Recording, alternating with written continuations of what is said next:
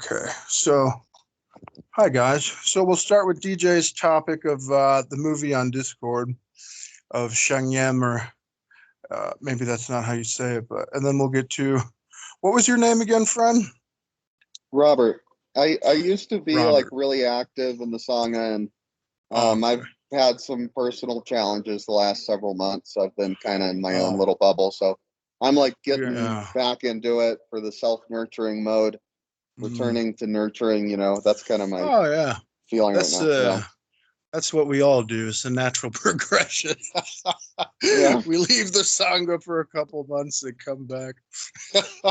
yeah. Yeah. But what were you saying, DJ, about that movie? Oh yeah, so the documentary that went over the Chan master Sheng Yen, I believe, and just his life, and it was very inspiring. His dedication to the Dhamma, and him coming back because it talked about he was pretty much forced to join the Chinese military, right? So there was a period where he had to disrobe because he joined before that at quite a young age, right? And then he was like very sad because he had to leave, so he was able to get back in, and he was very enthusiastic about it, and it was like, that enthusiasm. I mean, honestly, it helped to motivate, um, my own practice and just keeping it going. But it was very, very beautiful and very inspiring. And there was a lot of cool stuff in there, in terms of the Chan tradition. And another thing that that brought up to mind was sort of the how, it really does bring things together because, thinking about all the different schools of Buddhism and how they all kind of point back towards, that freedom, right? That freedom from dissatisfaction at the end of the day. But they all have like different sort of methods of doing that. And even like the Pure Land Buddhism, sometimes, Westerners might be looked down upon it and be like it's all magical and stuff. But there's a technique there, and the Chan masters and stuff do recommend it. And when we think about that in terms of the practice here where we're changing the mind from, unwholesome thoughts to wholesome thoughts, you generate the thought of Namo Amitabha, and it's like a pure thought, and you gladden the mind with absolute confidence in the Dhamma, right? Trust in the Dhamma, right? So even if you're kind of at an earlier stage, not that it's not like, okay, we have stages here, but you're like developing and what have you, you have that thrust of, okay, I'm going to trust in the Dhamma, I'm going to come back. Because like for some people, they felt like, okay, they don't quite have that time to dedicate to it. So that's a very simple method, right? So anyway, that was just my sidetrack on Pure Land Buddhism. It was really cool, actually. A couple years ago, when for my birthday, with my family, we actually went to a temple here in Niagara Falls. That was the Nice. Temple of 1,000 Buddhas, and so they were doing the Pure Land, chanting, and I joined along, and I was like chanting with them, and I was getting into the vibe, right? Because I'm just like, hey, you know what I mean? I'm not gonna be like, oh, you know what? I'm practicing the Theravada forest tradition, and all of this is just like, no, it's like, no, go in and embrace that and be able to see the Dhamma there. And I think that's the whole thing. It's really about, especially with the projects like the Open Sangha Foundation and stuff, like really bringing the Dhamma together in that sort of like non-sectarian way. And that's what you see, right, in like the Chinese schools and stuff, like how they're utilizing all these different things and different techniques, and they play off of each other, right, to help, people find Dhamma and liberation, in their own way. But again, I really do appreciate a lot of what we talk about here in terms of like, going back to the suttas and back to like that sort of direct thing. But then we have a wonderful balance where like you, Dhammadasa, are very much into the Zen aspect of it as well. You know what I mean? And so there can be that balance. So it's wonderful that, if there's this open dialogue where we can kind of work back and forth between the different schools and understand them, right? And not be so fixed to like one or another, right? So that we can have an open, mind and be able to see the truth, as the truth. Anyway, I might have went on a little bit, but back to the movie, Yeah. it was very inspiring how dedicated he was to the Dhamma, and just, yeah. So anyway, if anyone else would like to comment on that, or Did you see that movie, Robert? No, I haven't seen it. I just found it in the Discord. It's Master Sheng Yen. Yeah, I Yeah. just opened it on a tab, and I'll save it for when the right time arises. It's an interesting watch for sure, even if you're not into Buddhism. For people who just are getting into it or curious about it, it was entertaining just on its own. I thought it was well done, well made. I liked how they made certain scenes like kind of like that weird cartoon drawn over the actors, yeah, the I love rotoscoping. that. Yeah, that was Yeah, beautiful. so cool. And it's so cool how he was just like a monk on the street, and I don't know which city, I don't know if it was Chicago or where, but he was in America, Yeah. and he was just like a monk just on the street, and he had like the one devotee. And I love that about uh Buddhism, is like they're just, his whole goal for the day was just like, well, let's get a bagel, you know, let's eat one bagel a day and drink some water, and let's try not to freeze in the snow. And it's a wonderful day. Talk a little Dhamma and practice a little Dhamma. And that's all they needed. That's great. Yeah, it reminded me I of what. Oh, go ahead. oh, go ahead, please. Yeah. Oh, I was just going to say it reminded me of what Ajahn Chah said, like when he would wake up, if he had his bowl of rice for the day and his water, enough water for the day, he said, "Oh, all my problems are taken care of." I always liked that. That's very nice. I really like that too. I, it's interesting. I was just thinking, as DJ and yourself were talking about the documentary and about the Chan master. I realized like most narratives about Buddhism, there's a fairly linear trajectory. You know, um, it might be kind of roundabout, like the Buddha's trajectory, right? Like first he went to fast all day and be an ascetic, and then he went and tried something else and this and that, and then he ends up under the Bodhi tree, right? So roundabout is a pretty common path, I would say, but or I mean, it was for the Buddha at least. That was the Buddhist path, you know. Yeah. But I kind of wonder, like I've noticed with myself, like I've been practicing the Dhamma. I first started, and I think it was 2011, and so I was 17. I'm 30 now, like 13 years, right? And I know, like for me, like some my path has been like what we said at the beginning of what you said at the beginning of the call, Dhammadasa, is take a few months off and then come back, right? It's been like that where I'd have these periods of like diligent practice and I'm really engaged and lots of right effort, right attitude. And then I somehow get derailed or lose interest or doubt emerges, etc. And then it's like I fall off the path, for a period of time. And I find like getting back on the horse is pretty challenging, kind of like going to the gym. Like when you are in the habit of going to the gym, it just gets easier and easier to go to the gym. But then if you stop for some reason, you got sick or whatever, it gets hard to get back to the gym, right?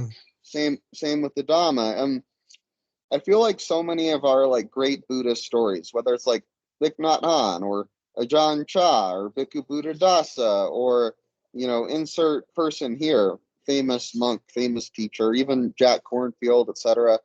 They all seem to be the story of first they were ordinary, then they like became a monk or something, or they went to India or whatever, and then they were never really ordinary again.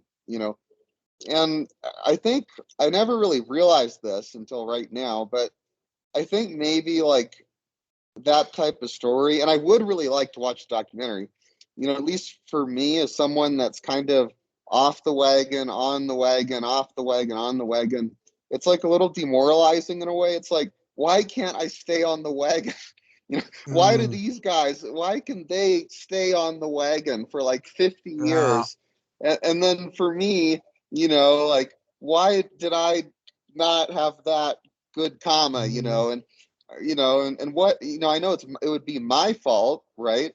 It's my responsibility, of course, but nonetheless, like, it's a little demoralizing. Like, I would love to read a story about a famous teacher. I guess Alan Watts was maybe a little bit like this, where like they got into it, but then they got out of it, then they got into it, then they got out of it, then they got into it, then they got out of it, and then eventually they just got into it, maybe at the ripe old age of 50 or something, or who knows, right? And 50 is not that old these days, but but Yeah. yeah. Well,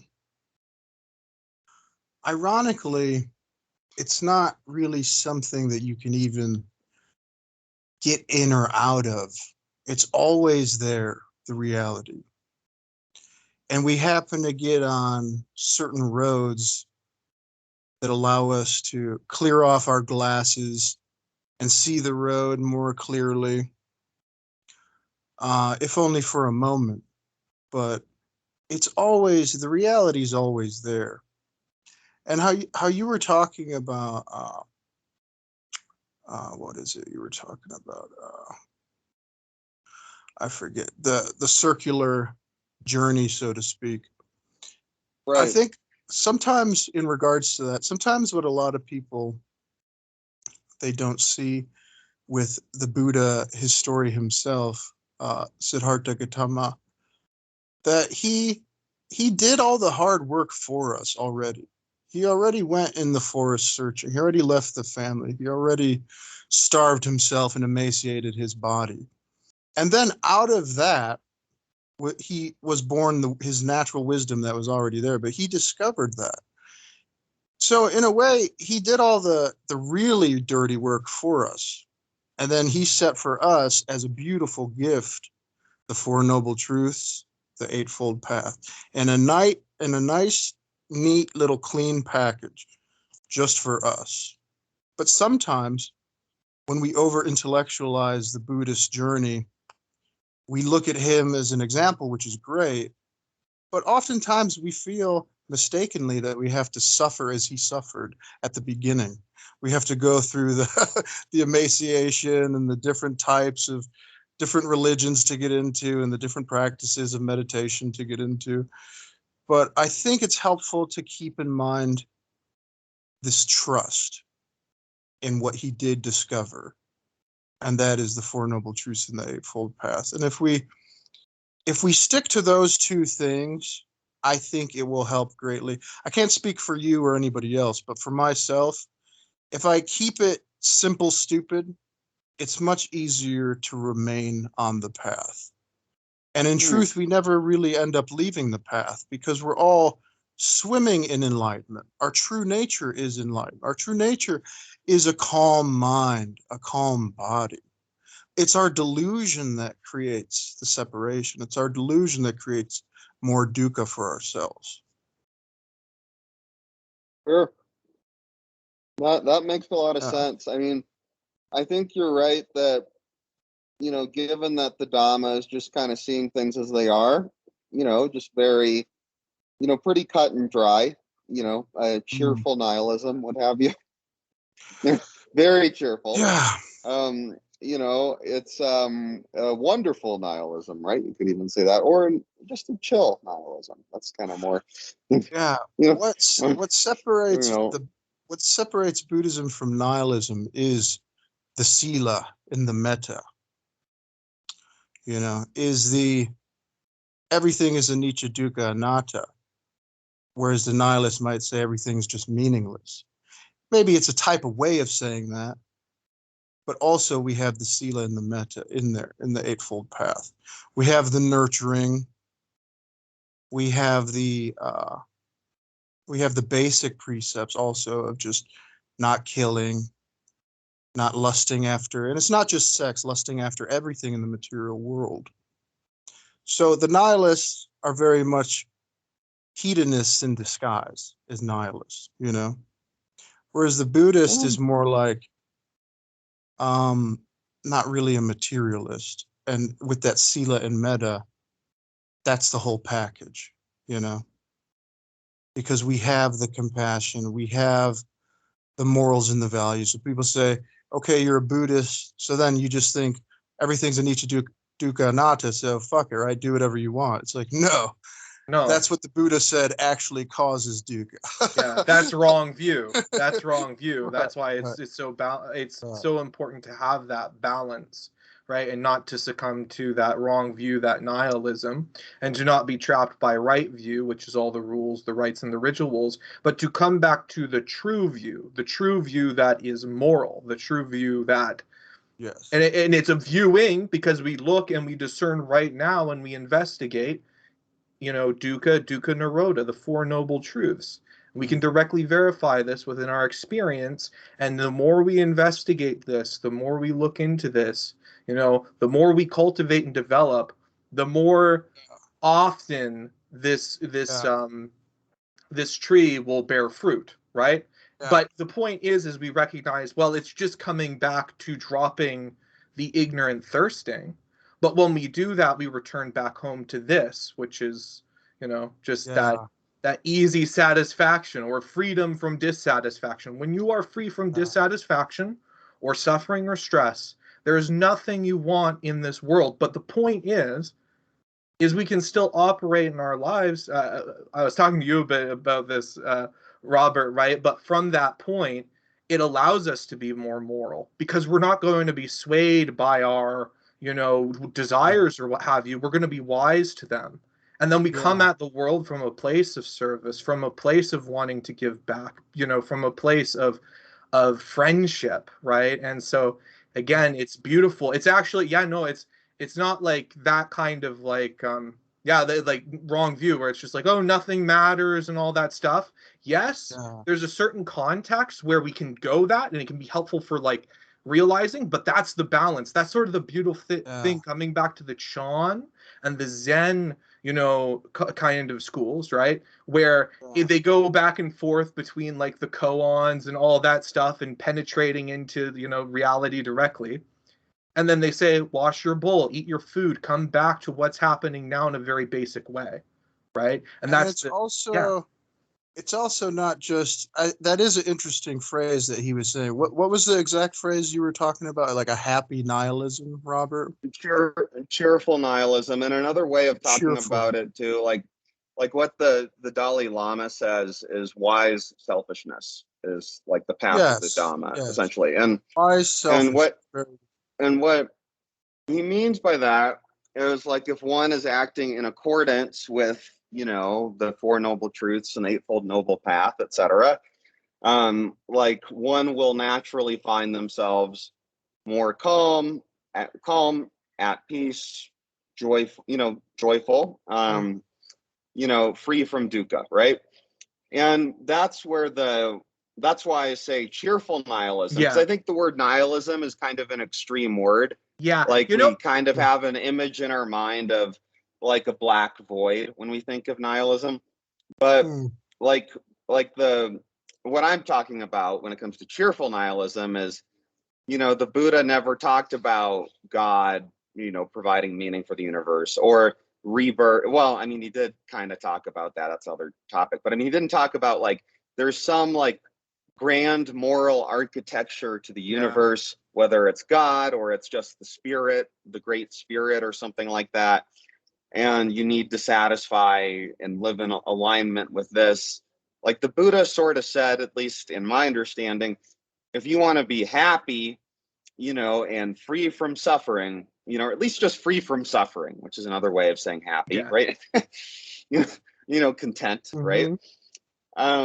Then what you need to do is let go of things, practice morality, you know, and practice mindfulness, et cetera, right? And but it's like, and the genius of it is if you compare that with, say, a system like Christianity or even Hinduism or Judaism, you know, I'm half Jewish, half Catholic, so, you know, I can lay claim to both those traditions.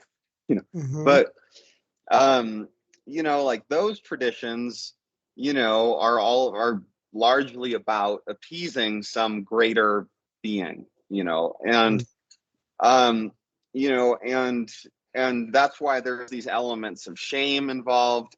If you're not, practicing enough that tradition, you're displeasing the Lord, you go to hell, or you don't get as nice of a heaven. It's actually funny in Judaism. I should double check this because I haven't studied Judaism in a long time, since I was a kid. But my understanding is they don't actually have hell in Judaism. Yes, this is correct. Okay, now it's all coming back. But there's like a purgatory, and after you die, you stay there for a certain amount of time, kind of paying for whatever, infractions you committed. And then the quality of the heaven you get into depends on how virtuous you were. So it's like there's like 100 different degrees of heaven. And so it's like each one is still heaven, right?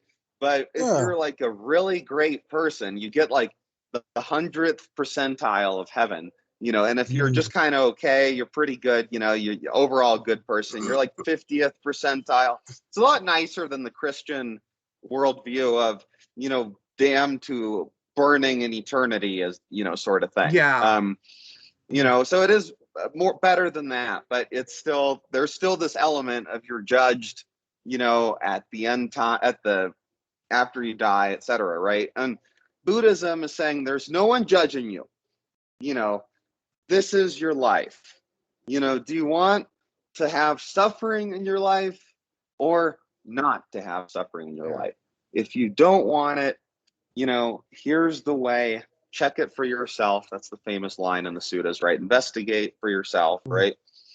And that's why it can be considered kind of a cheerful nihilism, in my point of view. Is it's like it's like the Buddha's saying, like, if you were to ask the Buddha a question, I would imagine something along the lines of, why should I care about not suffering? Like, is there going to be some big payoff here? Am I going to go to heaven? Is God going to win the battle against the devil at the end of times because of me practicing this? And or are all my descendants going to be blessed or something, like whatever, right? And the Buddha would say, no, I don't know about any of that, but you'll be happier. Yeah. You do this, and that brings it back to this grounded, kind of materialistic, even like just nuts and bolts. This is it, sort of thing. I kind of. I was just gonna say, Robert, I kind of get like from a certain point of view, and I think sometimes you're into philosophy, right? Nihilism might get a bad rap, but there's actually some pretty interesting things when it comes to philosophy, and that sort of thing. So a happy kind of nihilism, and in some contexts that might make sense. It's interesting though, because it's almost like as we investigate into dukkha nirodha, we become I guess more aware of like what's actually there starts, not that there's like an objective morality, but it's almost like a right morality is born out of dukkha nirodha as we continue, like moment to moment, as we continue to investigate what leads to dukkha, what doesn't lead to dukkha. Like it's there's that sort of element, but I do kind of get that sort of like a happy nihilist.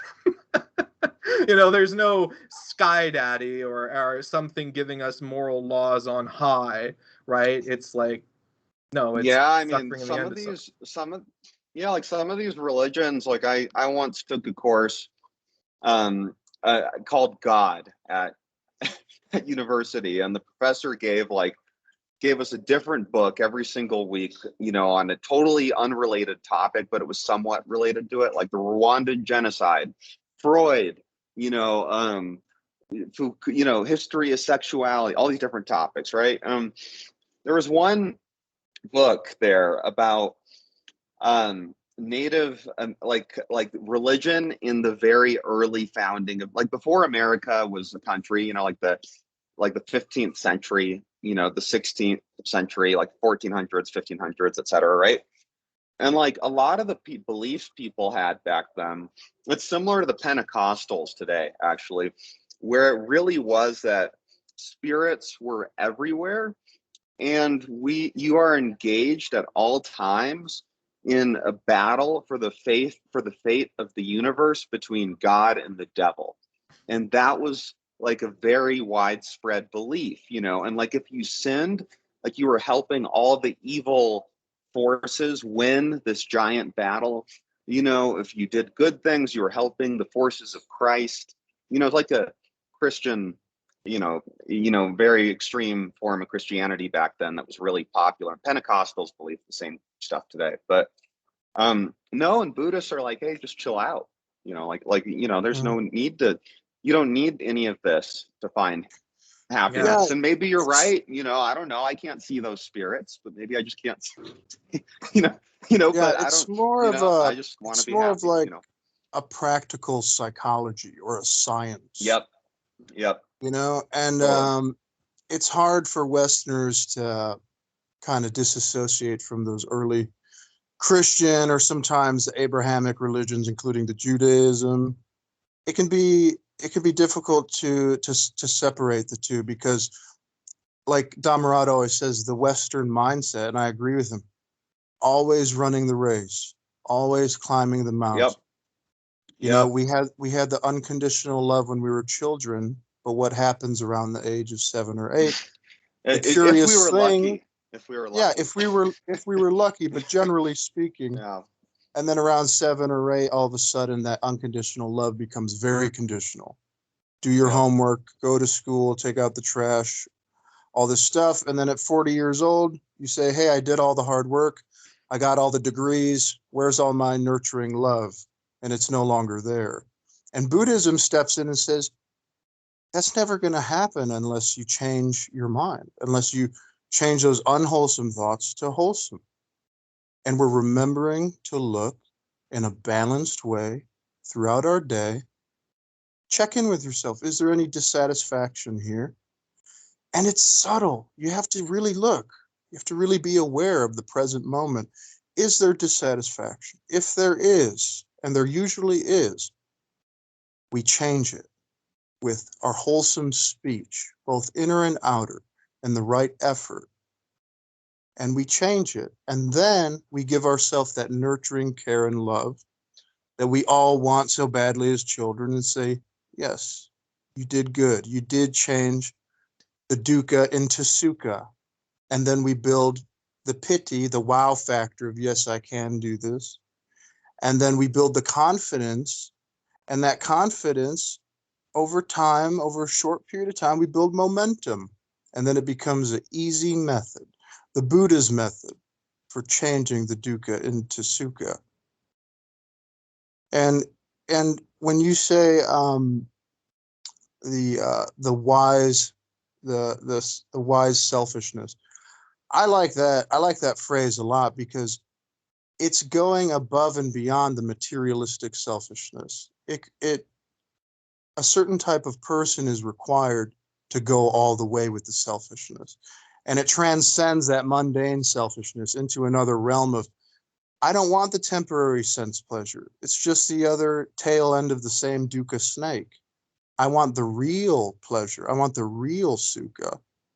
And that can only come right here, right now, gladdening the mind right here, right now. Like Dogen Zenji said, if you can't find peace right where you are, right where you sit, then where will you find it? You won't find it in philosophy. You won't find it in questions. You won't find it in answers. You won't find it in the beautiful story we tell ourselves about our past and our future that doesn't exist, this fictitious ego character. Yes, at some level there is a self, but the Buddha was talking about anatta, there's no soul. And part of the reason I believe he talked about there's no soul is not only to discredit the metaphysical, it's not even valuable, the metaphysical aspects of it, but to show you that when they probably talked about a soul back in the day, it was probably greatly tied to the story of the ego, the past, the future soul spirit going on this odyssey, this adventure. And the Buddha said there is no soul. Sure, there's a type of person. We're not crazy. We have a past. Sure, there'll be a future. There's something here, but we don't have to become so attached to it as if it was a soul that actually exists. And that takes a lot of pressure off of us, unlike the other religions you're referring to. Yeah, no, absolutely. And I think also like in our culture and Western culture, by the way, I know DJ, you live in Canada, in Quebec, right? Or Oh no, in yes, Ontario, so by Niagara Falls. and Ontario. Yeah. Oh, very cool. It sounds beautiful. And Dhammadasa, where do you live? I'm just outside of Chicago. Oh, cool. Have you met Kishan? A while ago. I haven't talked to him in a long time. When I was on here years ago, he was on. Yeah, he lives in Chicago, and I've actually met him in Oh, person nice. Oh, once. great. Yeah, it was pretty cool. I'm from Seattle, and right now I've been splitting my time between so I've been living in Bogota, Colombia, in South America with my wife and child. The last we have a 9-month-old now. Oh, And so we've been congratulations, here man. since. Thank you. Yeah, since March, 2022, and Nice. lately I've been splitting my time between Seattle and Bogota, etc. So, but anyway, I mean, like, I guess back to the. Thank you for the congratulations. I really appreciate it. Oh, yeah. But back to the point about um the sense of ease and presence and all of these things versus the when weighed against the pressure that our society puts on us, much of which was probably religious in origin and now is more kind of capitalistic, than religious, but I think it's so that programming is so pervasive. It's so Mm-hmm. easy to get swept up in that. And I think this is partly why the monks would really like kind of seclude themselves within the Sangha, at a wat, or a monastery or temple or, zendo, whatever terminology is, or whatever community they're part of, pagoda, whatever. And, it's like it's hard to get away from that influence, and I think this also like goes back to my earlier question or point, and I know also, Dhammadasa, you said a few minutes ago, questions won't and answers don't bring you happiness, but the questions can be fun too. Those Sure. things don't bring you happiness, but also we can enjoy doing anything at the same time. Of Both course. those, Yeah. Yeah. But yeah, I mean, I'm curious. Like, do you guys know of any famous, Buddhist master sort of figures that are well known, where they kind of fell off the wagon and on the wagon a bunch of times? They weren't really just on the wagon, maybe till the end, the later in their journey. Alan Watts is the only one that I can kind of think of, but maybe Ram Dass a little bit. But it reminds me of if you take an apple, right? And you say, Right. okay, I have a half of an apple. Okay. Then I have, 2/3 of an apple. Then I have 3/4 of an apple. And you could keep taking a small amount. At what time does it cease to be an apple? So when we say are there masters? Are there people who have gotten into it, dropped off, gotten into it, dropped off? From only my opinion, I can say it's never dropping off. Once you hear of the Dhamma, there's the dropping off or continuing the path exists solely as a conceptual notion. We're all on the path. Some may call it Christianity, some may call it atheism, some may call it nothing, some may never refer to it at all, but we're all on the path. But I guess if you're technically speaking, is there masters who just, once they got into Buddhism, they just stuck it out? I'm sure there's some that have done it more so than others, on one hand, but on the other hand, I don't really think it matters, because Yeah, that's true. Yeah. it's just humans being humans. It's like, Right. is there waves in the ocean? Is there masters who haven't gone up and down? You'd be hard pressed to find any perfect master who just got into it, practiced practiced it perfectly from the word go. It's almost as ridiculous as saying, is there anybody who just got into physical fitness and just stuck with it their whole life flawlessly? I don't know. There was times when there were infants where they couldn't do physical fitness, so technically no. But the majority general response would be, everybody falters, everybody comes and goes. Do some do it more or less than others? Sure. But it doesn't really benefit us in our practice right now to dwell on Right. such things. But it's an interesting question. Yeah, I mean, for sure. I think like oftentimes also like there's like the mythology of the master that's like different from the reality, and like Yes. sometimes like that difference is really extreme, like in cases of abuse or whatever. That's usually what we hear about. But like there are also, like I remember one time I visited like Zen Mountain Monastery in New York State, like upstate New York, and one thing that they said there that kind of struck me is so they had the Zen master there, right? His name was Shugen. And he was like this really luminous, profound sort of presence, right? And one of the senior monks, when people were talking, said, the reality of living here is, you're living with a bunch of humans, and humans aren't always easy. He said, even Shugen is just a guy, and sometimes he has Yes. some rough edges, and Yes. Absolutely. and that always stuck with me. And I think the reason why is like we do tend, and I think the media is kind of part of this, honestly, because like good movies and good films and stuff, and I haven't seen the Zen Master one. I'm sure so I have no comment on that. But I'm just saying in general, right? Like they play into these archetypes, and that's part of like what makes them interesting for us is like the archetypal language, right? And like if someone, so when they're telling the story of, how Johnny became the Zen master, like it's not, for whatever reason, it doesn't seem to resonate quite as much if Johnny is still, mad sometimes that his toast is burned or something like that. It's like, is he really the Zen master? So you don't like hear those stories as much. Yeah. That's the Western idea of making the Yep. archetype of an enlightened being otherworldly, magical thinking, superhero type of person, Greek mythology type of person. That doesn't Right. really exist.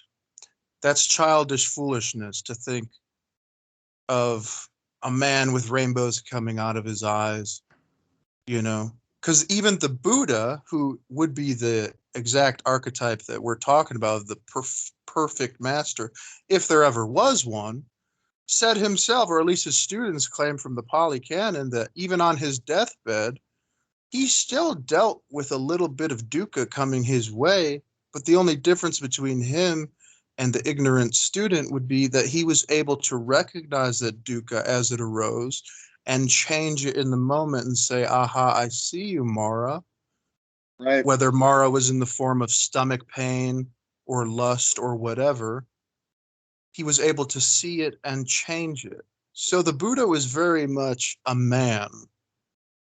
And he, even on his deathbed, he was tempted by Mara, but he had the wisdom to see Mara for what she was, change her into the wholesome, into the sukha. So these stories of the perfect master on a mountain and all this Jesus type of walking on water, this is just fiction. This is not very. Yep. It does more harm than good in some ways.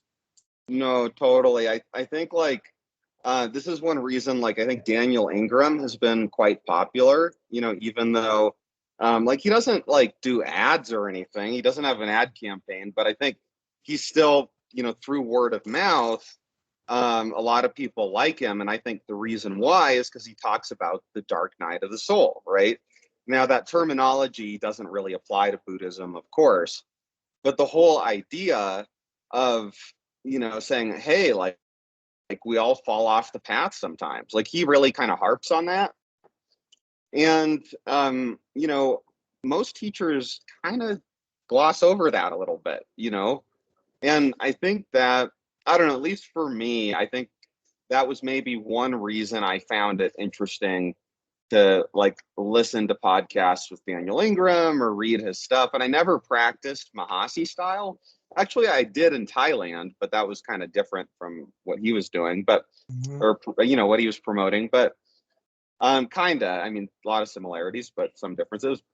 Yeah. But like I do think like that is like one area where I know for me personally, and maybe I'm sure a lot of other people feel this way, like I can get so discouraged.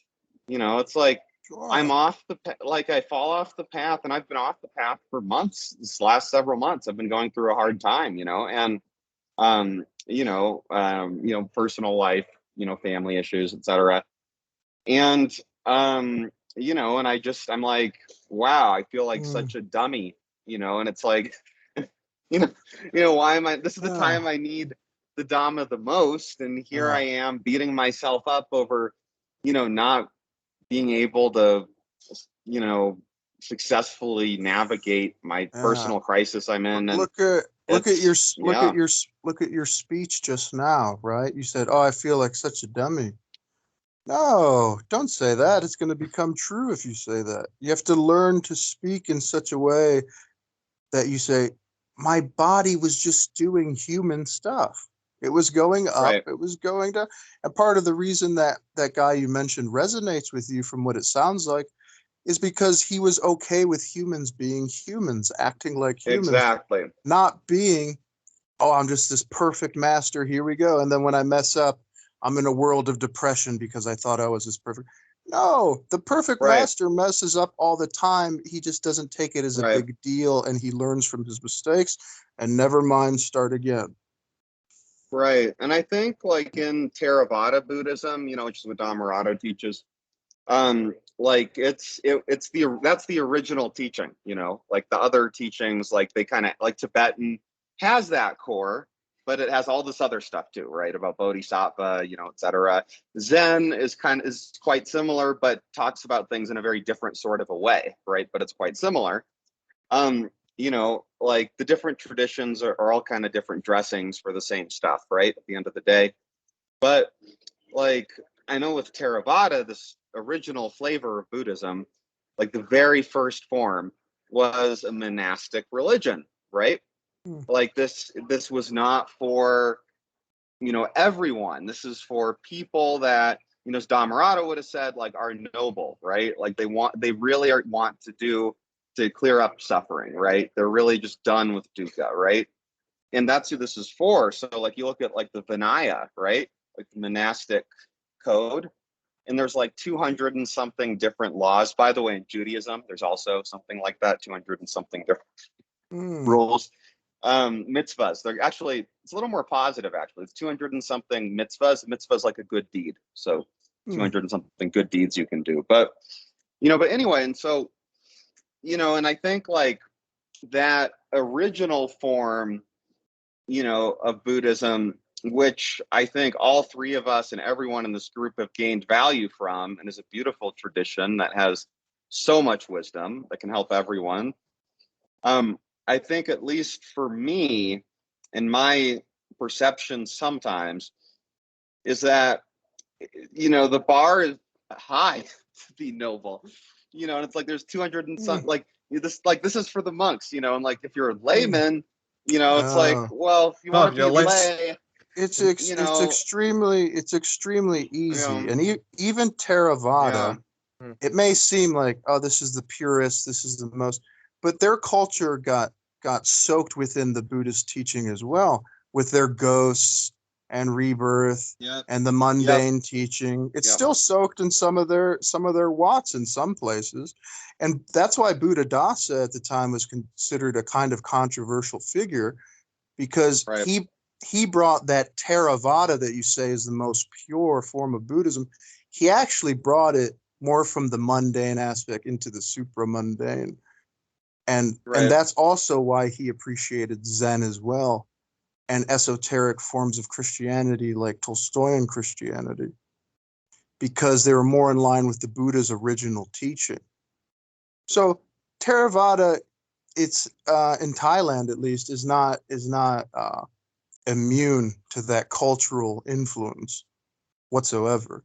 But when you hear Dhammarato talk about the changing our thoughts from unwholesome to wholesome, that's actually when he's talking about all that stuff, remembering to look in a balanced way throughout our day. Is there dissatisfaction? If there is, we change it with our inner and outer speech and right effort and our right intention, and we change it from dukkha to sukha. That's actually the purest form of Buddhism. That's the Eightfold Noble Path. And that's what he's trying to communicate when he talks. All these other things of putting monks on pedestals and feeling that you'll never be at their level, and how difficult it must be to be noble. That's actually part of the reason it's difficult to be noble, is to get out of that mindset of hierarchies, of robes, of rituals, of difficulties, of race running, of mountain climbing. The sankharas that the Western cultures have implanted into us. That's why it's difficult to be noble, because we think in a way that we're unworthy, that it must be difficult. It must be something that only a Superman can accomplish. But no, the teaching actually is anybody with half a brain can accomplish this. It's not difficult at all. And it's not this super enlightened rainbow fantasy that we've created it in the West. That's why it's so profound, is because it's available right here, right now, in a very simple way. So simple a child could understand. But in a way, it's like seeing God for a child. A man can't see God who's in a business suit and worrying about money all day, because he lacks the innocence of a child to play the games and to be light on his feet and to be silly and to be cheerful and to see God in that way. He'll never see God, because it's not that it's difficult to see. He just can't possibly lower himself to that level. But really, all it would take is a little humility, and he would be able to play and be happy and see God in the moment. So it's quite easy. Yeah. And it's not something magical. It's something practical. It's not something to be fawned over like some golden carrot to chase. It's something that's here that you can do, DJ can do, I can do, Dhammarato can do, the Buddha did. And part of the Buddha's brilliance was showing us that it's available to even us poor slobs. It's available to us even here, now. It's not yet another thing to chase, yet another thing to go after. Only the Theravadan monks with their golden robes can do it. No. Buddhadasa said, you have to go beyond both a monk and also a householder to get the Dhamma. Yeah, we are beyond compare, friends. And there's no benefit from comparing ourselves to others. We limit our own potential, right? And all we do is cause bad feelings by doing that. But when we don't compare, both we can recognize here and now the complete and total, quenching, the end of dissatisfaction. And also we have unlimited potential for cultivation, so that we may do good deeds, so we may help inspire, so we can continue to do that as well from that basis of the end of dissatisfaction. And again, it can be done right here, right now, by anybody who has an ear, who can hear, the Dhamma and just be receptive to it. It can be done. Lay the burden down. It's so easy and practical, it's often overlooked. Because we say, well, I'm happy now, I'm joyful now. There must be something more. There must be something more than this peace that I feel now. And there isn't. What could there possibly be other than this moment, other than good enough is okay, good enough is perfect? Everything's anicca, dukkha, anatta. So you You don't need to chase after anything. Just enjoy gladdening the mind right here, right now. Enjoy the breath right here, right now. And anything else is just a distraction, a delusion. Yeah, because there's no point in worrying, because worrying, you know, you're so caught up in the past and the future with worrying that you wind up stumbling and falling. What you want to do is come back and care for what's going on, what's happening, attending to what is currently happening. Even if what's currently happening is you are planning something in the future, be mindful, be aware, remember that you are planning currently in this moment, and do so from a place of wisdom as opposed to from a place of ignorance. You know, and yeah. Yeah, no. Yeah. It just when it is applied, it works. I'm saying that, you know, Yeah. I know it works, like, just directly. It does. It's I mean, I could go on, you know, about in all the bubbly language that you could say about this, but at the end of the day, it's just wow, and nothing Don't beats worry. chilling out. Be happy. Don't Yeah. sweat the small stuff. Everything's small stuff. But that's not good enough for people. They want the rituals. They want the gods. They want the carrot that's just out of reach. They love the chains that bind them. They love the fetters that bind them. And that's the difficulty, is getting out of those negative habits, which is actually easy Yeah. peasy. Right. And I think, like, for me, I just need to, I think all that stuff about, oh, it's so out of reach, that's just my own stuff. You know, that's not what it is, right? You know, and That's right. it's like, Everybody that's has my own those stuff, thoughts. you know. Everybody Yeah. has those thoughts Yeah. once in a while, and that's okay. But you then come back to reality and wake up and say, wait a minute, that's delusional thinking. It's not this Right. crazy thing that's out of my reach. It's not difficult. It's right here. It's right now. Gladdening the mind right here, right now.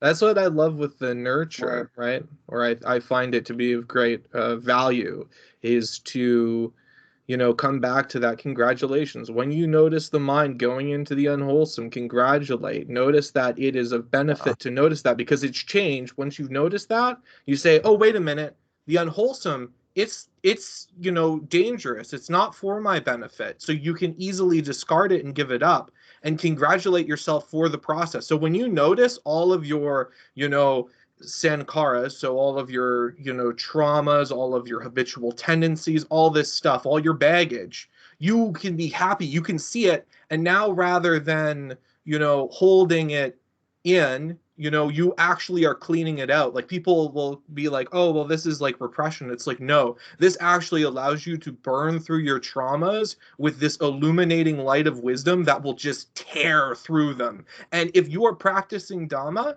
in such a way, it can be a blast to do this. It can be so much fun, so engaging to practice Dhamma. It is something to be enthusiastic about, to develop that, yeah, joyful success, and recognize that in just this breath, the one that we can take right now, and recognizing that just this in-breath is enough.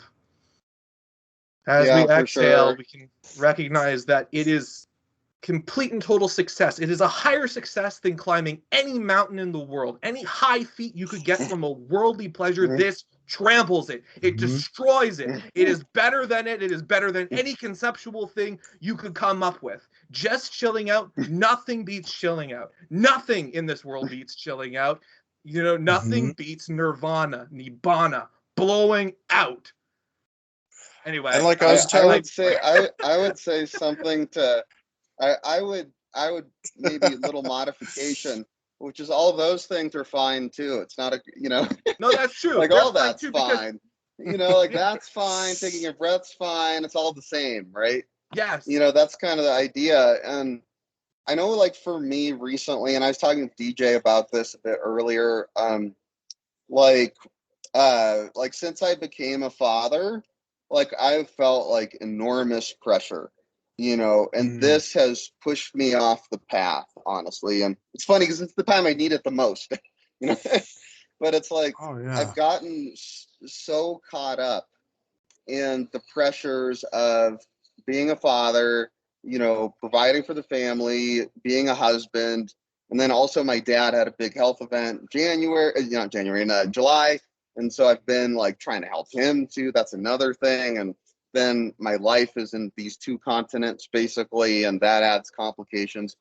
And it's like my external world is complex in a lot of ways, you know, and I do feel a lot of pressure, you know, from all these different parties, you know, and, you know, whether it's like I feel the most, you know, from my wife, the second most from my father, my son, he doesn't want to give me any, he just smiles and laughs, but I love him so much that I give myself, you know, he's not giving me pressure directly, but like when he cries, you know, it's like you feel pressure, even though that's not like his mindset isn't, I need something from you and I want you to feel pressure, right? Like maybe other people might have that mindset, but a baby doesn't think that way, right? They're just like, hey, I'm uncomfortable right now, you know, help me please. You know, and sometimes he just wants his daddy, you know, that's totally true. Like he wants me specifically, you know, and I love that actually. That's kind of a nice feeling, you know, like that he loves me in this way. But yeah, like this pressure, you know, that I'm under in my life right now, it's so much, you know, and especially as like the sole provider, you know, my wife has, you know, been in school and doing internship, whatever, and you know, she, you know, and so it's like lots of pressure, and then I feel like, or I guess maybe like she kind of puts on to me, you know, and then I accept what she puts on to me. But what she puts on to me and then I accept, and I don't even mean to accept it, I think it's kind of unconscious actually, is like if I'm not trying hard enough, you know, if I'm not working hard enough and trying to do all these things hard enough, like I'm failing. And that's kind of the opposite of the Dhamma, which is like, hey, let's deep breaths, take it slow, one thing at a time. And it's like, I know that's the truth, but the pressure is intense. And I'm like, that's why I'm here today. Well, you know, no, like that's it. I just had enough. I was like, I just got to go talk to some Dhamma people. I'm just done with this pressure feeling all the time, you know? That's what it's all about, is alleviating that pressure, alleviating that stress, alleviating that suffering and dissatisfaction. And then it's like, then you can operate in the world from that place of service, from that place of wise choices, of recognizing that, just when I'm caring for my son, when I'm caring for my wife, just this is enough. Just this is so sweet, and you can savor it and you can understand it, but you're not attached to it. So you can move on to the next thing. So you can care and nurture with even more skill, and you can develop and grow in that sense of, you know, our conduct and how we behave in the world. And that can just keep growing and we can keep developing, and it can be such a wonderful thing while coming back to this place of just chilling out, of just being at ease, of relaxing, of being chill, but also able to recognize that joy, like, you know, of wow, this is so wonderful. And then we can also just enjoy taking care of, you know, the things, back in the world, back, you know, from a place of friendship and DJ, remember sorry, go ahead. DJ, remember when we talked about how suffering or the beginning stages of dukkha are kind of like, or like the pressures Robert is talking about of life are kind of like the bell that's rung at like a Zen monastery? And what does that bell signify? The bell signifies us to wake up and remember to look and remember to change. So all those pressures that you're feeling, Robert, instead of looking at them as just these pains in the asses, look at them as blessings that are going to wake you up and remind you that, hey, man, in the physical realm, what could you possibly do other than try? You can just try to fix the physical problems in the physical realm. And on the inner problems, all you can do is just change the unwholesome to wholesome. So there, all your problems are solved. You got pressure. That's the bell that says, oh, that's the reminder to not take my life too personally, not take these things too Right. seriously. You have responsibilities. Sure. My son has autism. He's nonverbal. I can sit Wow. around every moment of the day and think, oh, what's going to happen when he's older? Who's going to take care of him? How is his life? I could have a myriad of things that will drive me to the brink of insanity if I sit here. Or Right. I could look at his smiling face in the moment. When the bills come, when the troubles arise, I try to take care of them in the physical world the best I can. And what a blessing it is to have my son. He's like having the Buddha himself as a child, and he's my greatest teacher.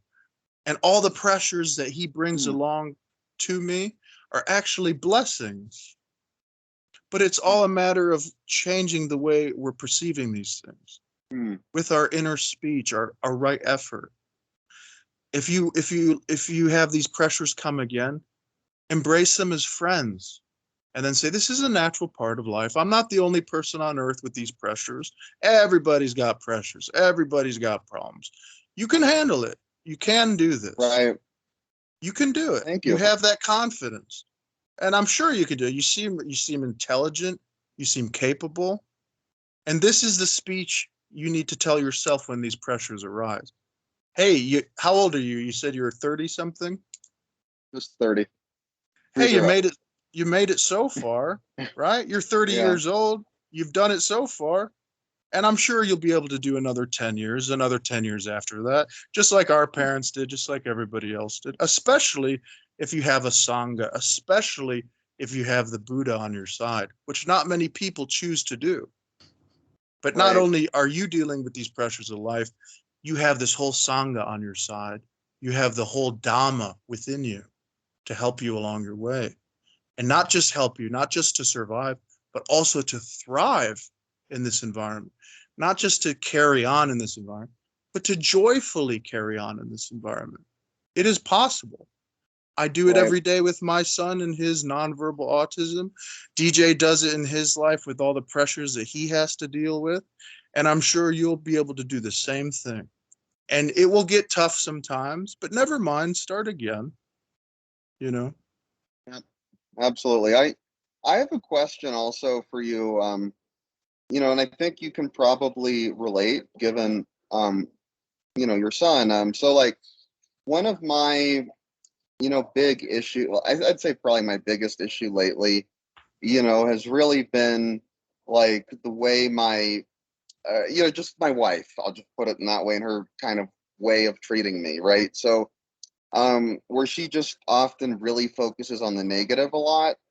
Oh And yeah, it's been this way, like it really yeah, started like, I deal with that yeah, too. no, it's so hard. Like I'll Yeah. tell you guys a story from the other day, right? So we were flying from, New York back to Bogota, right? And, and so so it's time to go to the airport, right? And I can tell my wife's really tired, right? And so what do? I chart out a whole trip, with Uber. Okay, we go from here to the hotel, like 2 stops. First hotel, get the luggage. Then we go to the airport. And then before that, like as we're waiting, I run to Trader Joe's right next to where we were. We were at like a little kid's place or, cool spot for kids. And so I run there and I get beverages like water for everyone, like these little baby water bottles for the baby, like food, for her 'cause she was hungry, food for him, like I get everyone set up. I get everyone into the Uber, I help them, we go to the hotel, I get the luggage, I take care of all that. Then we go to the airport, and I like get us all organized. I get us to the counter. Turned out we left some of our, one of our bags in the Uber. It was in the front seat. The guy just put it in the front seat and we cleared out the back and where we were and so the trunk and then the back, we cleared that out. But the front had something we forgot. The Uber driver didn't speak a single word of English. He was from Georgia, Eastern Europe. He only spoke Russian, Georgian, probably, So I had to contact Uber in order to contact him because I can't call him because he doesn't speak English. Then, yeah, then I get him to bring the bag. I get the bag. Then I get us to the flight. And then they tell us the seats we got, they actually can't give us because a baby isn't allowed in those seats, even though they already knew we had a baby in the booking. So then I have to get us new seats. And I decided to be really kind to my wife, upgrade the seats, for like $100 or something, right? So she can have bigger seats because she's not feeling well. She's really tired. She's really stressed. And I want her to feel okay, And it's late at night. So baby's sleeping, right? Get to airport security. You guys get the gist, right? Like I could go on and on like this. But basically, I took charge of this whole thing. I really did my very best to help my wife and my son, right? Because she wasn't feeling well. She was out of it. So I took over. I did my best, right? And when I was doing it, I was happy to do it. However, we get back, the next day, and I continue the same routine. She's not feeling well. He's a baby. So I'm taking care of everyone, right? And then my wife is sleeping the whole day. She wakes up. She's kind of grumpy, right?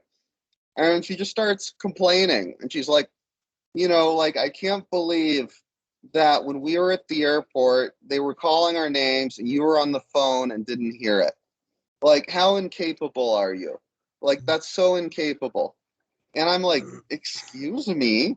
Like, I arranged this entire thing and I did all this stuff and I did it all with good intention and a smile on my face.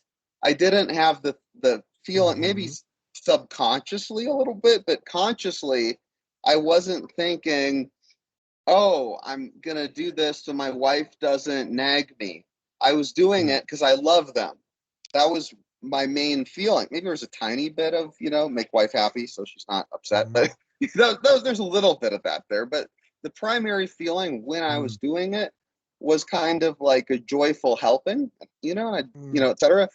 But then when she said that, it like was really hurtful because it was like so invalidating of all the work I did. And then it's like, why even help you anymore?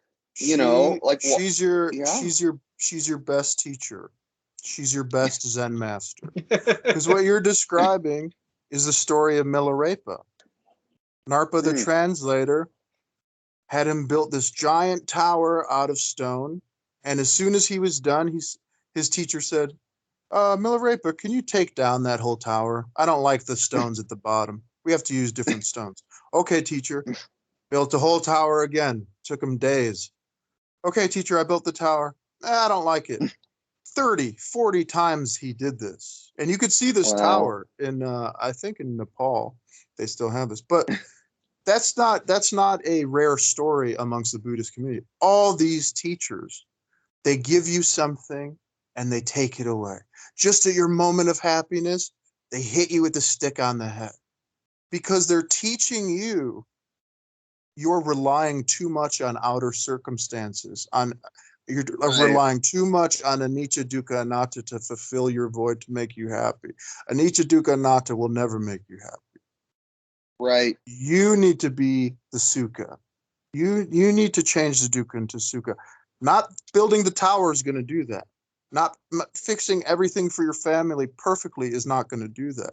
So your wife is actually, if you just remember to look and change your thinking a bit with some wholesome thoughts, change it from the nagging wife to the perfect Zen master. That's what she's teaching you. That's what she'll continue to teach you. And she's going to keep teaching you until you learn that lesson. Yeah, it's a great thing to keep in mind. And it's really hard because she can just be so brutal with me sometimes. And, and I think and it's like, and I just feel like I'm sometimes like I've felt like I've tried being really nice with her for a long time. And I've noticed myself recently been trying to put up boundaries like, hey, like, please don't talk to me like that. Don't, say that, don't do that, and then she goes more worse, more explosive, and it's so hard, like I just, and it's like, this is like a constant recurring thing. I never know when she's going to blow up. And like, part of me just, and I don't know if this should even be on the recording, but like, Go we can for delete it. the record. Is it okay if we delete the recording? I mean, I guess if it's on, maybe it can help someone. I don't know. Pretty awesome so far, but yeah, thanks, I mean, but it'll probably help some people, but I'm sure it would. Yeah, and it's just I really want to just run away sometimes. Like a lot of the time. yeah, Like everybody. That's a natural feeling. Right, and like I know I have my obligations to my child, to her, etc. But and sometimes I just think, let's just get a divorce, be co-parents, and I go every day to see my son and I support financially, no problems. And then no more nagging wife like 24/7. Like maybe a little bit. She'd always be part of my life till my son grows up, The right? the grass is always greener, my friend. You know how many single bachelor people I know that have they have the opposite problem of you. If I only had a nagging wife and a child, that would make my life so much better. They spend their whole they spend their whole life looking for Mrs. Perfect that doesn't exist. They spend their whole life looking for a perfect life that doesn't exist. If you're single, you're gonna have, I'm in Australia. I wish I was in Tahiti. Australia is so hot. This is so awful. Well, it's never gonna end. Honestly, you should be thankful that she's like that, because she's making you mindful of, you're never going to change her. Sure, on some level, you might be able to talk some sense into her once in a while, but you're never going to change. It's not about her, ironically. It's about you. You want to cast off your problems onto this person, this situation. No, it's not me. It's this situation. It's always us. It always comes down to us. And we either take the time to buckle down and practice, or we continue being carried away by the ups and downs and the whims of life and all the pressures it throws at us. It's our choice. Each moment there's a choice. Yeah, for sure. I have a question about the Milarepa story. So how did that story end? When was the master, how did that I think it ended with Milarepa in tears. Really? Because he built this tower like 30, 40 times, and he just finally was covered in blood. Life. He was covered in blood and bruises and just crying. And then and he just said, Master, I just can't do this anymore. And I think he asked him one more time to build it. And he basically broke his spirit so much to the point where he realized that the material world was not going to fix him, no matter how many times he built this perfect tower, no matter how many times he tore it down. It wasn't the point. It wasn't about the tower. It was about changing himself, changing his own mind. His teacher was showing him, what do you think's out there?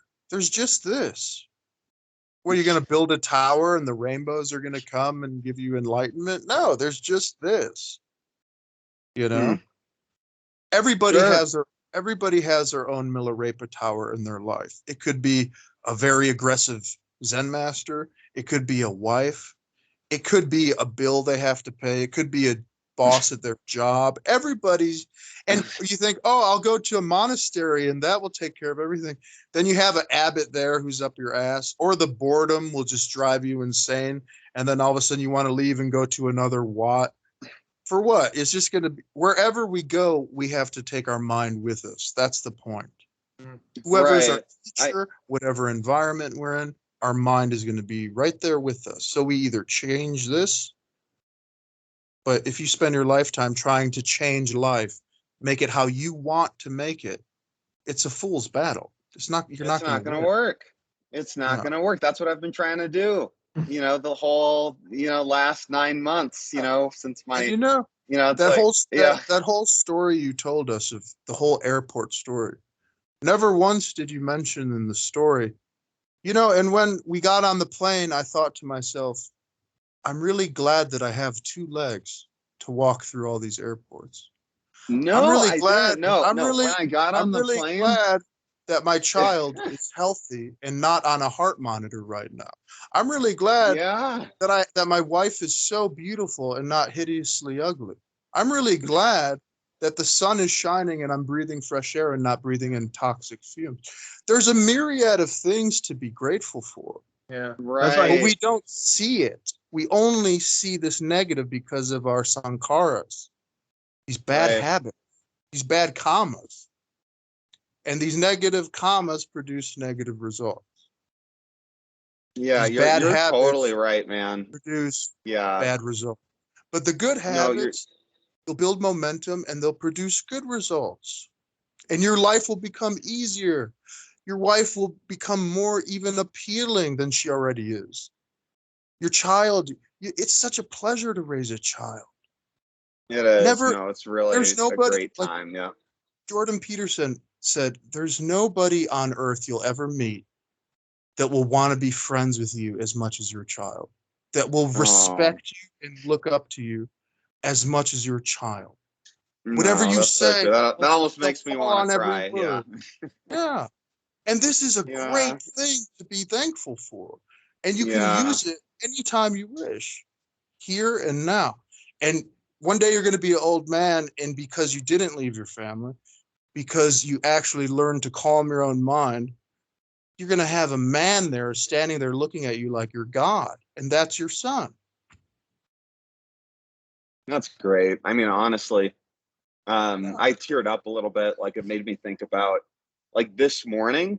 So, I managed to sleep in a lot yesterday for various reasons. I know I usually don't sleep that much, but last night I was able to, or the night before last, right?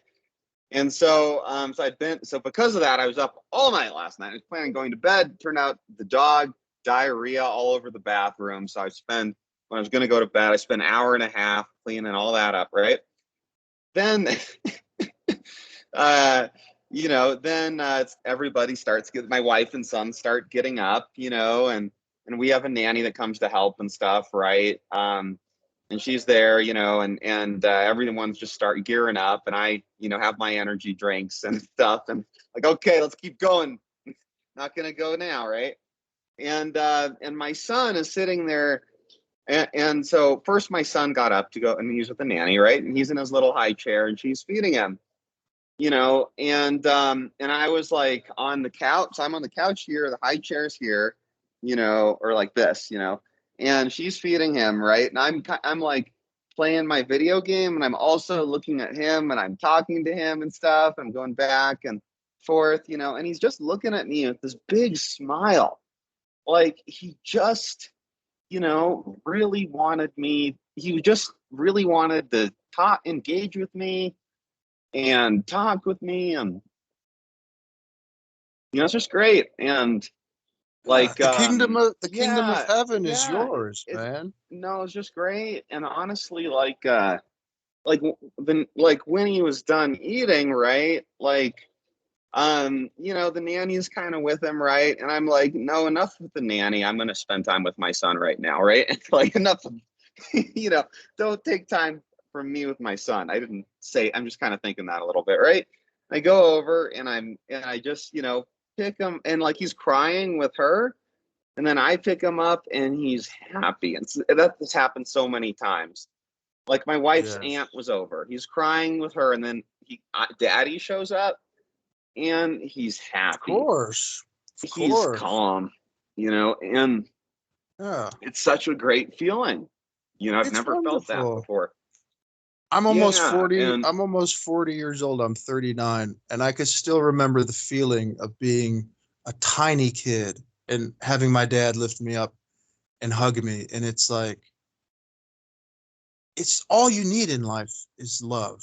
All you need is that compassion, that acceptance, that nurturing. And we can give it not only to our children, we can give it to ourselves. Yeah. yeah, for sure. It's the best. It's the best. Yeah. Yeah, man. It's what it's all about. It's why we have these meetings, why we meet up, is because we all feel like the world's crushing us sometimes. I'm sure DJ does. I'm sure all of us do. And if I didn't have the Dhamma, I'd probably be dead somewhere. I'd probably be a drug addict somewhere. You know, it's funny talking about Yeah. the crushing thing. I thought, because while I was hearing you and I was coming back to the conversation and listening and all that, but there was moments where I was like, did I go off too far when I was talking about nothing beats Nirvana or Nibbana, And I was like, no, that's a little bit too self-critical. But you know what? There's a degree of this where I had a moment there. I was listening to the conversation where I was like, there's something weird where I can almost enjoy a little bit of shame because it keeps me in a certain way, even though it might not have actually offended anyone. But internally, I was like, I might have had a little bit too much of a PT party, not a pity party, but a PT party, because I was like, yes, because I just wanted to nail in that point of like, coming from that place, you can, make everything like, just cultivation and development to really improve, your life and the lives of others. And you can, what can be really good is like, if you do go and practice Anapanasati, bring to mind like, hey, I'm doing this for my son. You know what I mean? I can do this for my son, so I can come back and just like keep, you know what I mean? Like that sort of thing. These can all be like, especially when we dedicate our practice like in a selfless way, it really does help to motivate us to, move forward in that way while coming back right, to what is available here. But it's like, no, there's skill development, and it's really relieving, so it's really good to see, you on here, Robert, and I'm so glad to see you, Dhammadas, just giving out that good Dhamma. And just, again, it's all about supporting each other and being like, hey, you know what, you're a champion, you can do this, Yeah. and you can, Yeah. Our biggest problems, our Yeah. biggest challenges are our best teachers. Yep. That's what it's all about. We find heaven in hell. We turn hell into heaven. That's what Jesus said, the kingdom of heaven is within you. All the Christians are looking to when I die, metaphysics, I'll go to. No, that's not what he's talking about. The kingdom of heaven, you see it in your child's eyes. You see it in your heart. You see it in your compassion, in your selflessness. That's the kingdom of heaven here and now. And that's why it's so amazing. Because you don't have to wait to get it like everything else in life. It's available. You could go pick up your son anytime you wish. You could go hug your wife anytime you wish. You can go spread the Dhamma to somebody if they're willing to hear it anytime you wish. Just this is successful enough, like drilling that in of just this, taking care of your son, doing the tiniest mundane tasks, coming back, because that's much more reliable. And so you can generate that joy that's not so dependent on very specific things, but just more what's available easily here and now. Like you were saying, Dhammadasa, like on the plane, just being grateful for having legs. Or like, that's why coming back to the breath is very helpful. Just being like, oh, I'm breathing right now. It's really nice to, one be day breathing we'll and all not be dead. one day we'll all be dead. That's true. And you're gonna have a very wonderful young man walking around the planet who's spreading the Dhamma that his father taught him. What could be better than that? And he's going to teach your grandchildren that. And your grandchildren aren't going to grow up in an alcoholic, abusive household. They're going to grow up in a loving house because of some man, you, who had the courage to follow the Dhamma. Yeah. That's what else is there? Sure, that's awesome. Yeah, that's nothing the best, tops that. And yeah. Well, on that note, guys, I got to get going, but go ahead. What were you saying? Dhammadasa, really quick, can we like just talk one-on-one sometimes? You're a lot farther on this trip. How old are you? That would be great. That would be so helpful. Like I feel like like I have friends and family that are around my age, they're dads, but like Dhamma Dad, that's a new, I think that'd be a Dhamma great Dad. group to exist. There should be some Dhamma Dad Dhamma group Dad. out there, because honestly, like Yeah. I'm like totally serious. Like the whole that particular we all have our challenges, in life, whatever it is. And each challenge is kind of different. Like there's Dhamma for women is I think a new group, Dhammarato's. Dr. Susan I think was working on that. But I feel like if there was like a Dhamma Dad group, that would be great. But in the meantime, if I can just talk with you about that, that would be really Whenever you helpful. wish, dude. Whenever you wish. I've gone through Thank you things so with much. my kid. My son has had, when he gets seizures, when he gets high temperature, when he gets sick, he gets seizures, and all these crazy things happen within autism. And it's always comforting to know that somebody else has been there, maybe in a slightly different style and way. But yeah, I've been there, man. I've been wanting to leave sometimes myself, but we hang in there, And thank God, like I said, thank God for the Dhamma, dude.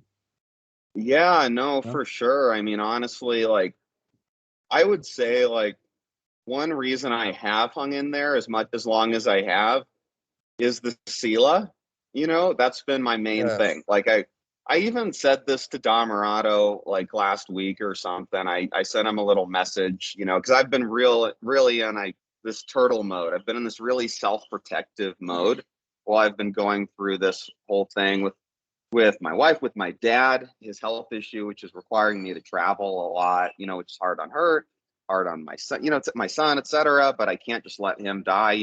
It's like a whole, I want him to be well too. I want them to be well. Really hard stuff. And everyone is there, like it doesn't matter. But, and so like one thing that has kept me from, like saying, screw this, I'm just going to go to, like the Bahamas or some crap like that. I'm just going to like go somewhere else and just forget all these people and all these obligations and just nope out of here.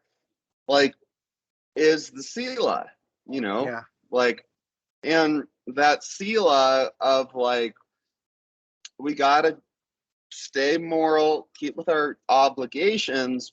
And I wish I was practicing Sila more joyfully and in a nurturing way instead of an urgent way. Like the urgency has not been good for me, but the pressure way. But that's been like the one part of the practice the last several months that I have kept is the Sila, and the other stuff, the meditation, the mindfulness, the breathing, the Four Noble Truths, all these things, not so much, but the Sila, like I've really like been like, do no harm, do your best, compassion as much as you can, like do no harm, do your best. That's been kind of my guiding light. And so, but now I need to nurture myself more. And yeah, I would really, that would be so great to talk about, family, parenting. Yeah, give yourself a pat on the back that you kept the Sila. Yeah. Not many people do keep that. Congratulations. Thank you. Yeah. Thank you. And we'll definitely talk, man. Yeah, reach out to me on Skype or Discord or wherever you can find me, and then we'll talk whenever you want, man. I'm always available. That would be so helpful. Thank you so much. And DJ also, like, you were really helpful for me today. No, he's really great. Like, I called DJ before this call, like 20 minutes before. Like, I was like, he was like, hey, you can call me anytime, because I was just kind of tipping my toe in the water, right, of the Dhamma group again. And he's like, call me anytime. I was like, oh, how about now? And he's like, okay. And then we talk, and he just like listened to me vent for like 10 minutes. And, I don't think it's that fun to just listen to people vent. He's the especially best. People like, and he was just great. He was really helpful and kind and great wisdom, Dhamma, and it was really nice. So both of you guys are awesome. He's like pure Dhamma, DJ. Whenever I think of him, I'm like, man, this guy, when I talk to him, he's just pure Dhamma, dude. Thank you. Yeah, thank you. it's wonderful. Thank you, because you helped me so much along the path, and the Sangha has been a blessing. Just being here it's beyond words. I cannot describe. I love all you guys. All right. Thank you Love so guys. much for This was talking. so helpful for me. Thank you guys so much. Thank Much you. peace All and right. love. You And guys are the talk best. soon, Dhammadasa. Talk soon, DJ. Absolutely. Thank you guys both Absolutely. so much. All right. Yes. Cheers. Cheers. See ya. Saudi